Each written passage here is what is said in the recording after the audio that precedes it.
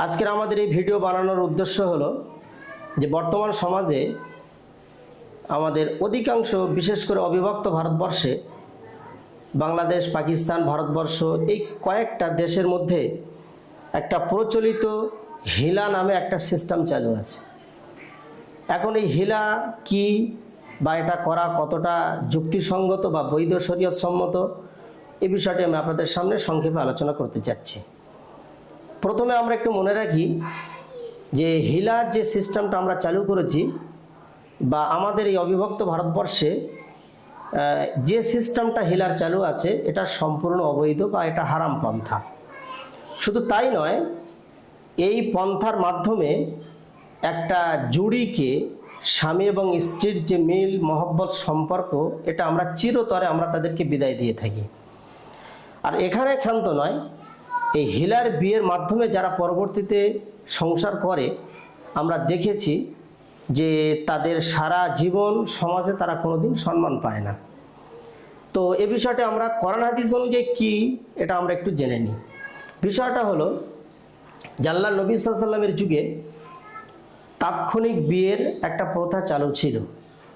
যেমন সাহাবীরা যখন বিভিন্ন জায়গাতে যুদ্ধক্ষেত্রে চলে যেতেন 2 মাস, 3 মাস, 4 মাস, 5 মাস, 6 মাসের জন্য, তো সেই ক্ষেত্রে দেখা যেত যে সাহাবীরা অনুমতি চাইতেন, ইয়া রাসূলুল্লাহ আমরা তো 5 মাস 6 মাসের জন্য ঘর ছেড়ে বাইরে আছি, তো আমরা এখানে টাকার বিনিময়ে অথবা অস্থায়ীভাবে কোনো বিয়ে করতে পারি কিনা। তো আল্লাহ রাসূল সাল্লাল্লাহু আলাইহি ওয়াসাল্লাম সেই যুদ্ধ পরিস্থিতির ক্ষেত্রে তিনি জায়েজ এটা বলেছিলেন যে হ্যাঁ তোমরা এটা করতে পারো। কিন্তু পরবর্তীতে আল্লাহ নবী সাল্লাল্লাহু আলাইহি ওয়াসাল্লাম তিনি আবার এটাকে হারাম ঘোষণা করেছেন যে আমি বিয়েটাকে এটা হারাম ঘোষণা করছি, এটা জায়েজ নেই। অর্থাৎ বোঝা গেল যে বিয়ে শরীয়ত সম্মত এমন একটা জিনিস যেটা সারা জীবন জনম জনম ধরে একে অপরের মধ্যে সংসার করার জন্য যে চুক্তিটা করা হয় এটা হলো বিয়ে। এখন কোনো একটা বিয়ের মজলিসে স্বামী এবং স্ত্রীর বিয়ে পড়ানোর সময় যদি এটা চুক্তি করা হয় যে তোমাকে 90 বছরের জন্য বিয়ে দেওয়া হচ্ছে কি 100 বছরের জন্য বিয়ে দেওয়া হচ্ছে, আপনারা বলুন এই বিয়েটা কি সাব্যস্ত হবে? নিশ্চয়ই না, চলবে না, এই বিয়ে চলতেই পারে না। অর্থাৎ শর্তের সাথে বিয়ে জায়েজ হতে পারে না। সে শর্ত চাই 1 বছর হোক, 2 বছর হোক, 3 বছর হোক, 10 বছর হোক, এ শর্ত অবৈধ। বিয়েতে কোনো শর্ত লাগানো যাবে না। এটা সারা জীবনের জন্য তারা একে অপরের মধ্যে মিলমিলাপের সঙ্গে সংসার করবে, এটাই হলো আসল বিয়ে।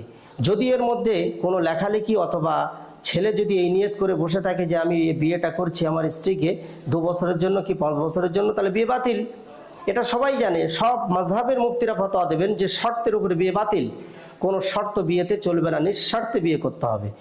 এখন বিয়ে যদি এটাই হয়ে থাকে তাহলে আমরা ভুলে যাই কেন যখন স্বামী স্ত্রীর তালাক হয়ে যায় সেই তালাক হওয়ার ক্ষেত্রে আমরা তাদেরকে যখন পুনরায় হিলার নামে বিয়েটা পড়াই তখন সেই হিলার বিয়েতে আমরা এটা তখন ভুলে যাই।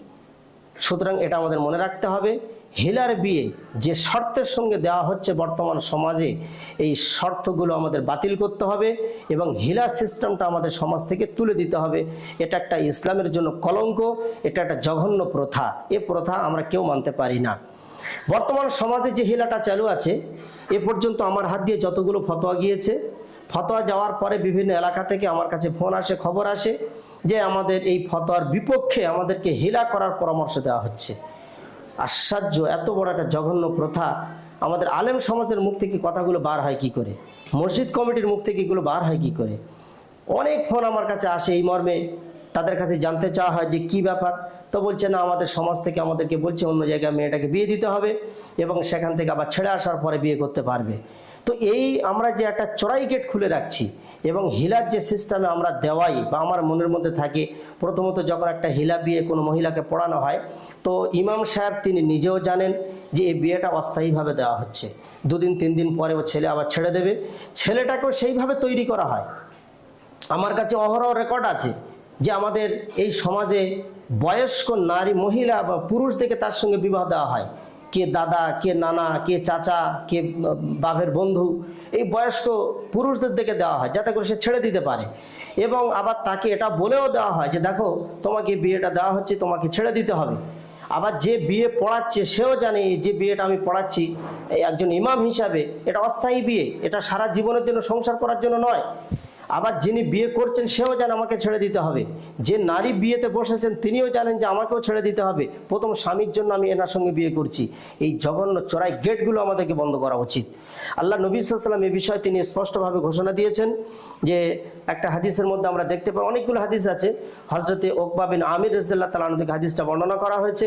আলা উখবিরুকা বিত্তাইসিল মুস্তাআর, উকবা বিন আমির থেকে বর্ণনা, তিনি কি বলছেন, আল্লাহ নবী সাল্লাল্লাহু আলাইহি ওয়াসাল্লাম বলেছেন আলা উখবিরুকা বিতাইসিল মুস্তাআর, যে আমার সাহাবীরা আমি কি তোমাদেরকে এই আমার কওমের ভাড়াটিয়া পাঁঠাদের খবর সন্ধান তোমাদেরকে দেব না। কি জঘন্য ভাষা!